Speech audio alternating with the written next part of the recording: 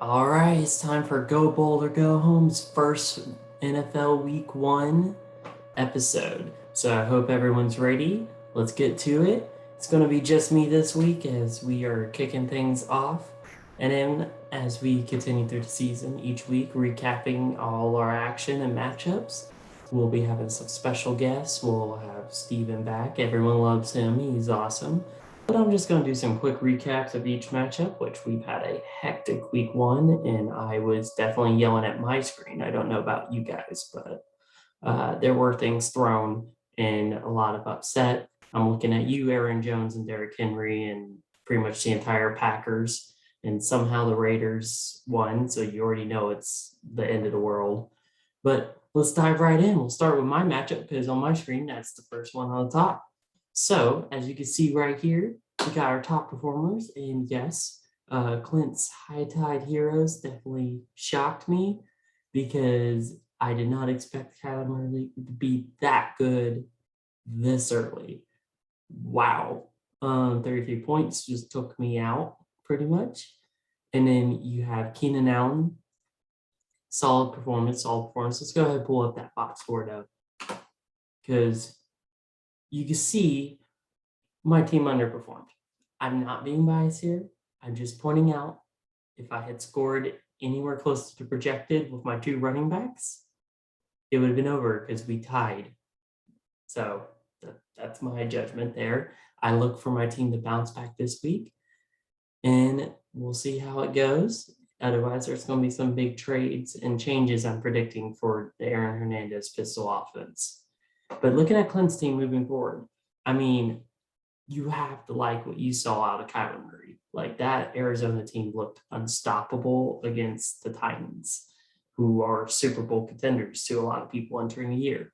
Now, I do think a lot of people thought the Titans got better. Personally, I think they got worse because they let a lot of their defensive players go, and they were not a good defensive team. So we're now seeing the effects of that. They can't get off the field. And then offensively, I think they'll bounce back there, but I just don't think they're going to be behind a lot of the games. So that's where I'm getting nervous. My Derrick Henry, but I think they're not going to be as good as people were hoping. And then the other thing that I really like is we all saw the Rams look really good. The Matthew Stafford led Rams might actually be another contender this year to keep an eye on. With that said, we have a couple Rams players here. We got the defense and we got Robert Woods. And they put up some solid points. Robert Woods did as projected, but I think he'll have some games where he's going to get some touchdowns and a lot of points. And the Rams defense is always going to be good. So Clint is going to be a sleeper team this year. I think he'll make the playoffs. I think his team will be solid. And he can only build up with his team. And I mean, his bench is also pretty loaded. You have Tyler Boyd and DJ Chark, who I like. And we saw Chark go off. And I also really like Jamal Williams, who went off, I mean, against, suspect at the end of that game. But I think he'll have a lot of touches to keep going. All right, moving on. Dylan and his Dylan Hates Pancakes team versus Hayden's. And if you ain't first, you last. So as we look in this game, I think we all know Dak Prescott was going to be a hot commodity. And speaking of hot commodities, make sure to get your LaCroix sparkling water. I got the lemon scented here, and they are a proud unofficial sponsor because we don't do official sponsors. Go bold, go home. We all know that. All right. But yes, Dak Prescott, we all knew was going to be off. Dalvin Cook's going to be Dalvin Cook. But it was sneaky of Hayden to go and get Tyson Williams, who no one knew his name 2 weeks ago. But due to all the injuries and Hayden just stacking up an all Baltimore Ravens running backs, no matter who was there, definitely helped carry him to his victory this week. That plus Tyreek Hill having a 30-point day. But we can expect that from Tyreek. We can't expect that from undrafted Tyson Williams. Now, looking at Dylan's team, this is interesting. I don't think anyone expected Najee Harris to go for 4 points only. That was a shock. Like, I didn't think he was going to be that great. And everyone, if they remember from the draft, I was like, hey, you got to draft him, but he's not the best. But I think the big thing to pay attention to is Devontae Smith going forward. He looked good. And I did not expect the Eagles to do anything. Maybe that was my Cowboy bias, but did not expect them to score. And it's against Atlanta. So that's why it'll be interesting because Atlanta's not that great of a defense. So if he could replicate that performance, you got a steal there. Now, unfortunately, you did lose Mostert, but you did get Mitchell. So proud for you, $61. I think we're all going to laugh at that as that blows up in your face later on. But again, that's my bold prediction for that. I'm also going to make a bold predict that you will not make the playoffs. Love you, Dylan, but you won't finish last. I will promise that. We'll get to James later. Sorry, James, if you're watching. Hayden, it's a good team. I really like your team, but I don't like that you had a really good draft and you picked up some studs. I also think Tyson Williams will be dangerous because the Baltimore Ravens are just a run-heavy team. And so it's just kind of unfair because Mike Evans is not going to perform 3 points every week and you still got 126 points. It's just ridiculous. So, yeah, and you had Antonio Brown on your bench. It's good job, Hayden. Good job. This is my props to you. All right, moving on. Ooh, we got Ben and rolling with Mahomes versus Jake and the Brady Bunch. So, see, this is interesting. I will say I was a little shocked by Jake getting Tom Brady in the draft because, he'll score some weeks, but I don't think he's going to be throwing 50 times like he did against the Cowboys because both teams said screw running backs and just threw the ball the whole game. CEH, there are rumors he's on the trade block for everyone that's interested. So that's something, and we can see why he's projected 10 points and he's not hitting that projections. And this is just like last year. Everyone loves him. And he performs some games, but he's not consistent at all. Now, Eckler, I do adore. I think Eckler is a stud. I think he's going to go off because he just put that 11 points. Doesn't seem like a lot, but that was against Washington. So I think when he plays the weaker part of the schedule, like this week, against that Cowboys run defense without the Marcus Lawrence and Randy Gregory, yeah, he's going to have a week. Let's just say that. And I'm glad I'm not playing you this week. Now, Melvin Gordon had a surprise game. We'll say that. Did not expect that out of him. So I think your running back game is solid. I know Jamar Chase had a day. I don't think that's going to happen every week because as the Bengals play teams that get more pressure against them than the Vikings can, I'm pretty sure he's not going to have the time to throw the deep ball to Jamar Chase. He'll be throwing more short routes like Tyler Boyd or Joe Mixon's going to be having to carry a load as well. DeAndre will always be nice. I think your weakest parts are going to be if Atlanta can actually do something on offense, which this last week didn't really see too much. And if Tom Brady, if they keep letting him throw it and sling it and his age does not catch up to him, which at this point. But moving forward, I think you're a fringe playoff team. You can cause damage on a week-to-week basis. I think your team's just as a whole inconsistent. So you might kill someone 1 week and then the next week you can have a couple of duds because it's all going to depend on your running backs being consistent. Now looking at Ben's team, we remember to draft for Ben. Sorry, Ben, it was a little rough, but it was your picks, and hey, in my opinion, it's rough, and that could be a bold prediction. Who knows? But I will say Patrick Mahomes can carry your team, as we've seen, with 32 points again, and Rob Gronkowski just went off as well this week. Chase Edmonds, I think, is actually your RB1 more than Kareem Hunt. I know Kareem Hunt had a lot of points this week, but again, that's against a weak Kansas City defense.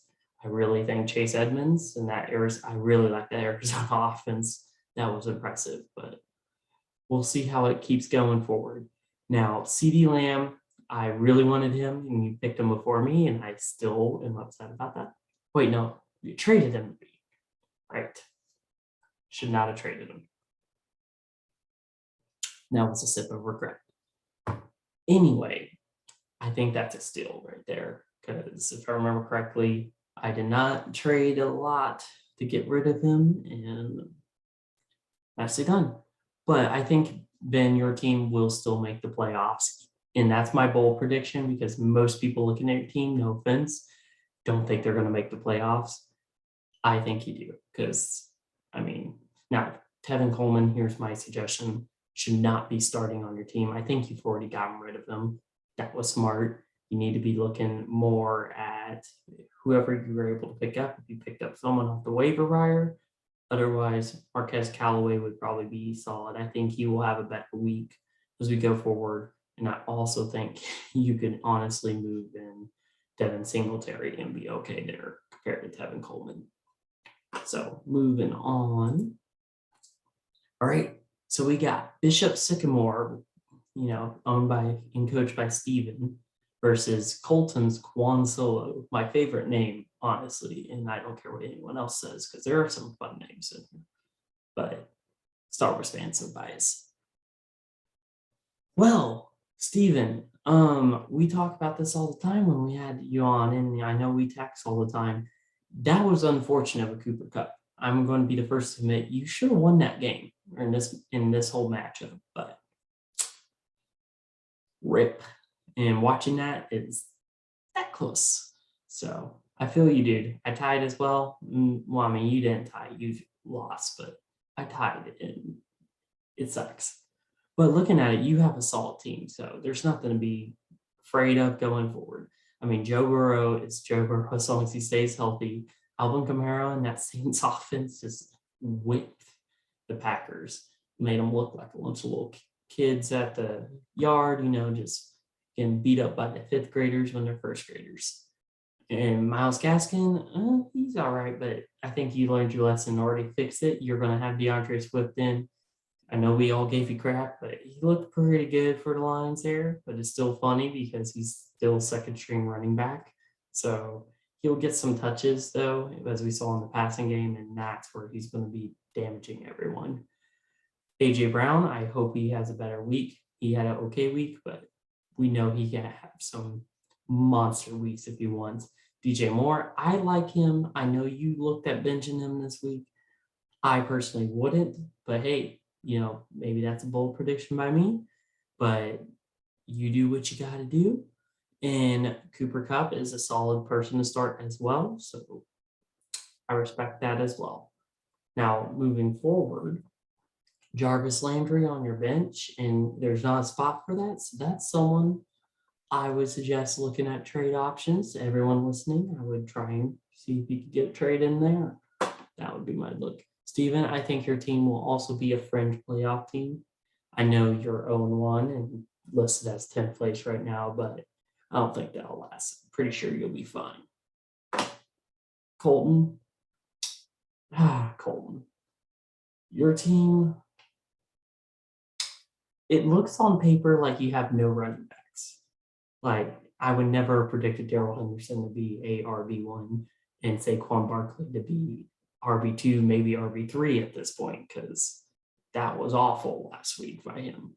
And I think you know that, because if he had performed even decently, you would have made it not even close with Steven. Josh Allen had a down week. Saquon had a down week.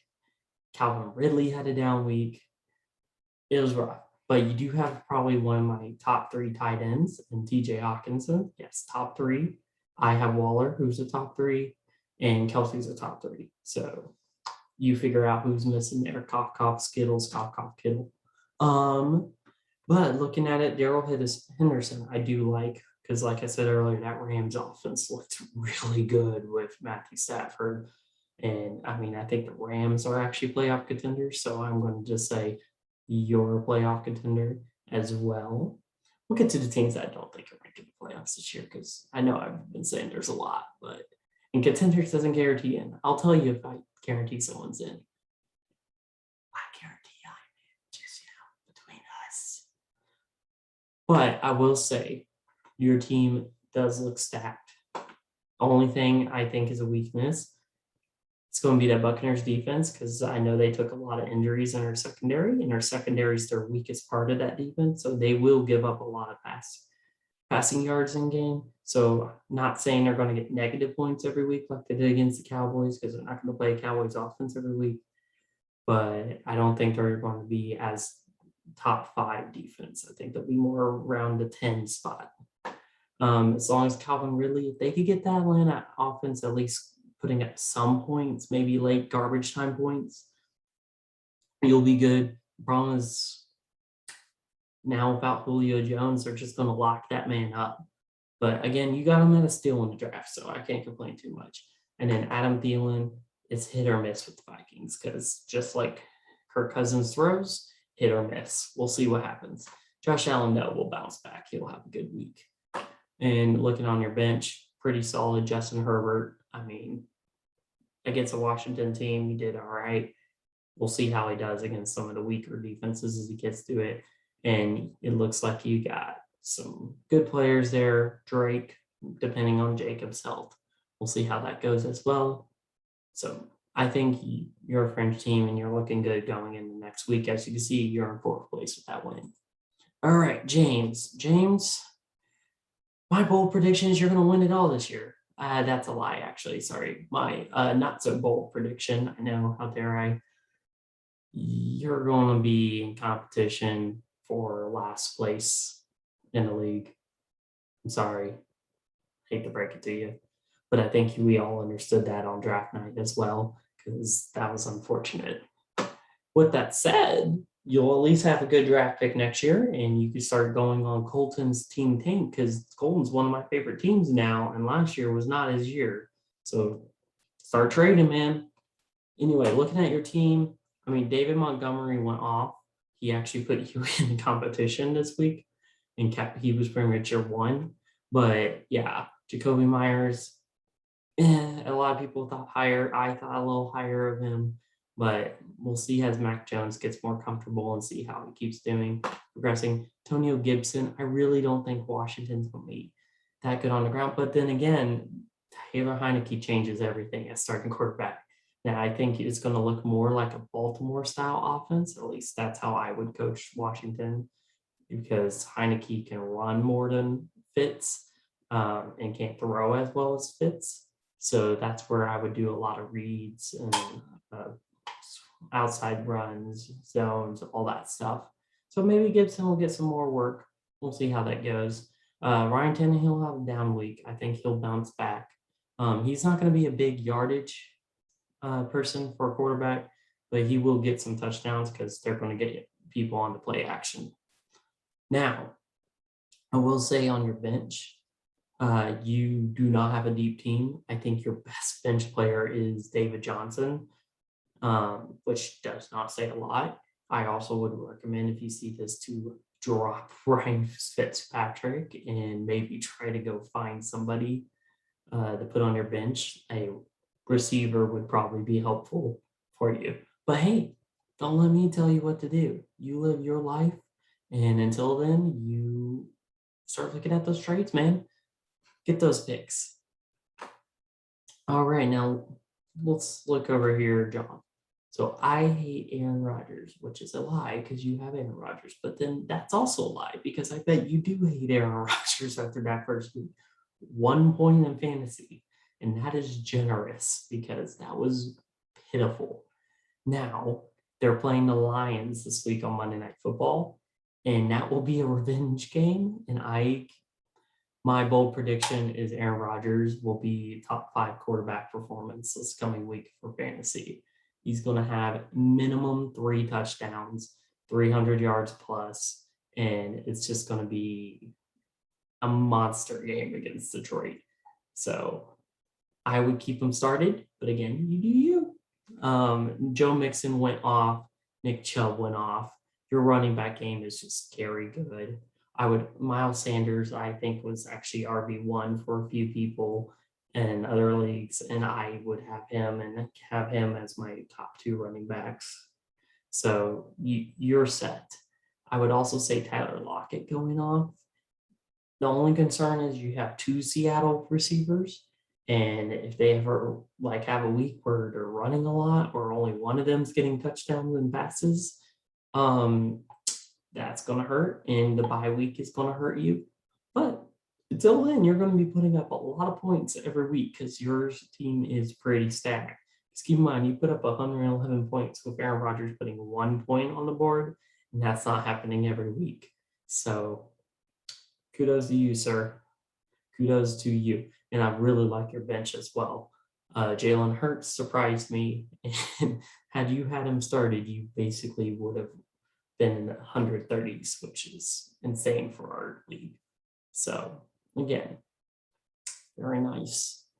So, I would say you're going to be probably one of the top 4 teams at the end of the season if things stand as they are. And that's why you're third place right now. I don't see that changing anytime soon. All right. Probably one of my other favorite names, Aaron, the Adams family.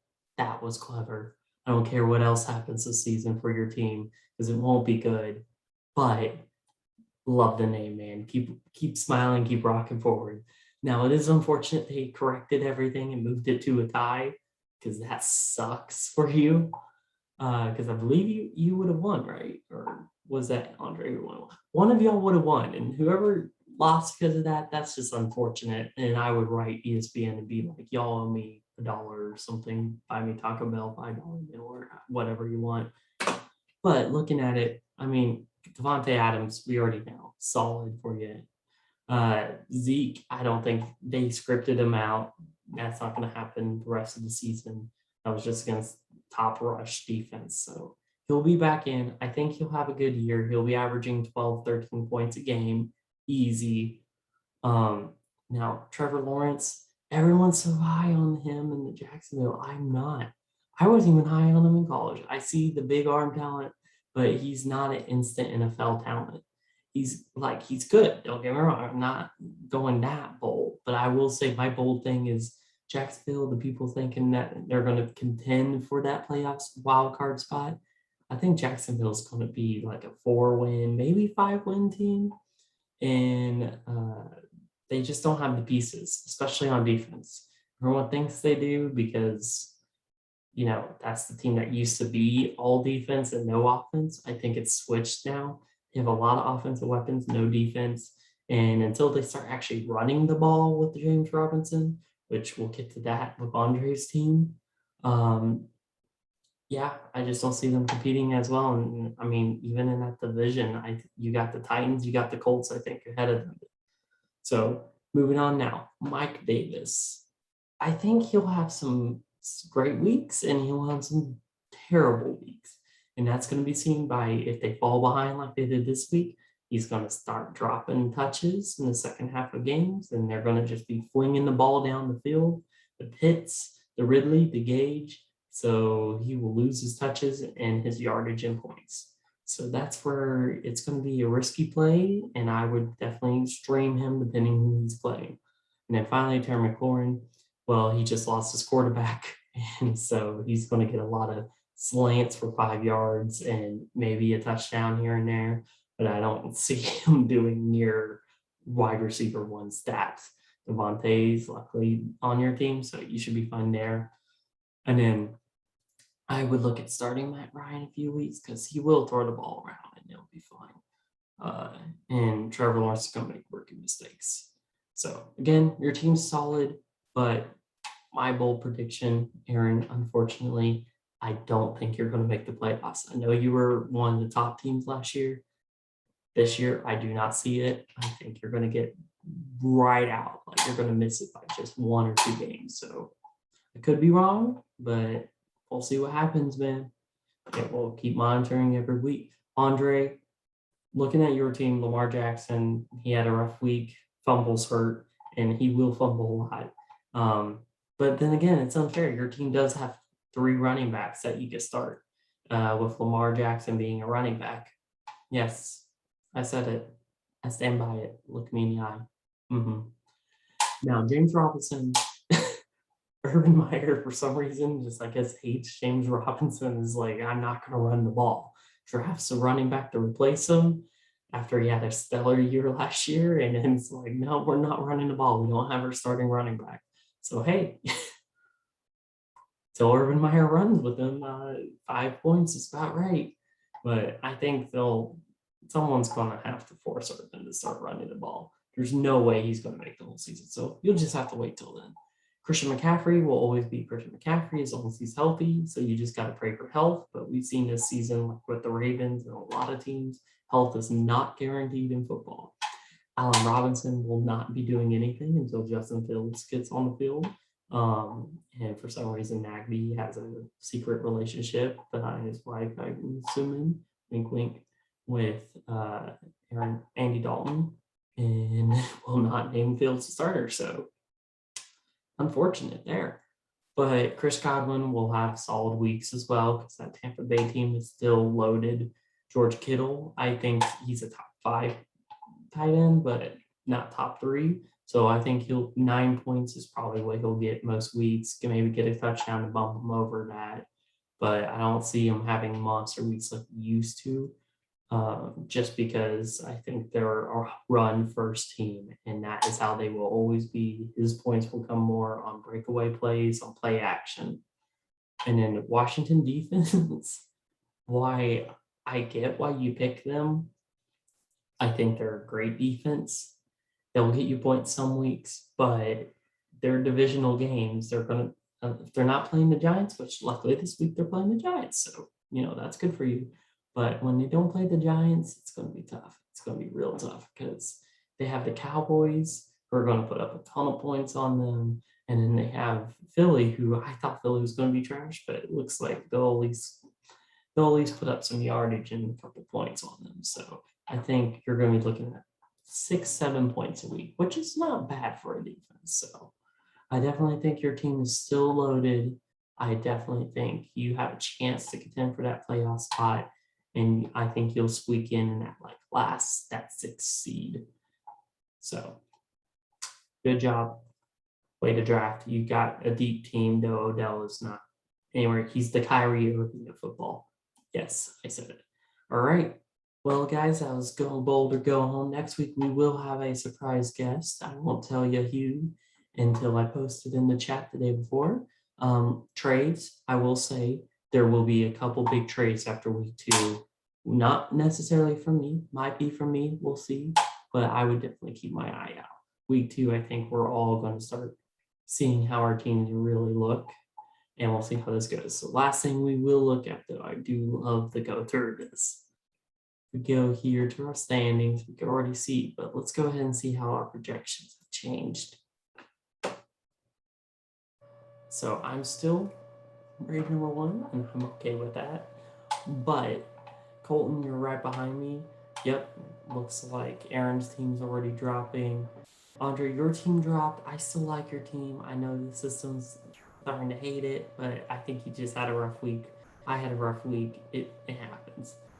Now, the biggest change, again, I told you Clint team, I like Clint's team, and I just played them, so I would know they just jumped up to 3rd in our power rankings, and that's about right, in my opinion.